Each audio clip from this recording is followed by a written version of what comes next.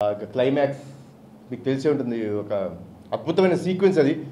Like today my son was telling me, మా అబ్బాయి పొద్దునే షోకి వెళ్ళి చెప్పాడు, నాన్న I have not seen such a scene on an Indian screen today till date. అలాంటి ఒక సీక్వెన్స్ నేను చూడలేదు.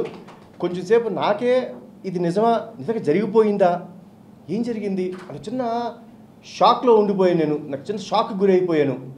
But he told me, I am a proud son of you, Nana. I really felt very proud. So this is what is the whole feeling. అంటే ఈ cinema మేము మా main the ఉద్దేశం కూడా అదే అండి. మన తల్లిదండ్రుల కోసం మనం ఏం చేసాము, ఎంత చేసాము, ఎంత త్యాగం చేసాము, ఇవన్నీ ముఖ్యం కాదండి. వాళ్ళ పట్ల మనం ఎంత బాధ్యతగా బిహేవ్ చేసాం, వాళ్ళ కోసం మనం ఎంత దూరం వెళ్తున్నాం అనే ఒక చిన్న ఏమనుకుంటారు మీరు, హితబోధం అనుకుంటారా, లేకపోతే ఒక ఇట్స్ మన ఒంట్లో ఉండే ఒక నేచర్.